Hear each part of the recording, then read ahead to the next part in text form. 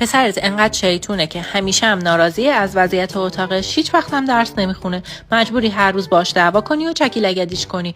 خب این که کاری نداره، بیا من بهت بگم چیکار کن که یه بچه از اتاقش حسابی راضی باشه. راستی یادت نره برای مشاوره چیدمان بیا دایرکت و برای طراحی کلمه طراحی رو برام دایرکت کن.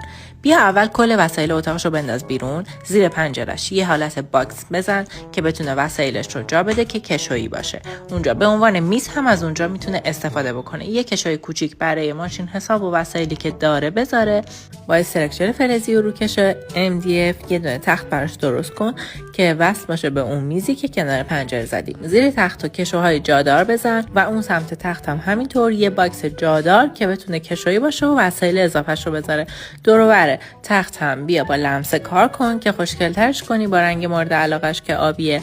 بالا سر تخت رو یه قفسه‌ای بزن که هم کتاباشو بذاره، جای پریز و شارژر باشه و بالاش هم کلی وسایل اضافی میتونه جا بده. قسمت ورودی هم بیا کمد لباس براش بذار که بتونه همه لباساشو اونجا آویزون کنه و بالاش هم یه قسمتی باشه برای وسایل اضافه مثل لحاف و تشک که بتونه اونجا جا بده. اینطوری یه اتاق تمیز و شسته رفته داره. برای این کمدش هم درب کشویی بذار که فضات هم زیاد اشغال نکنه.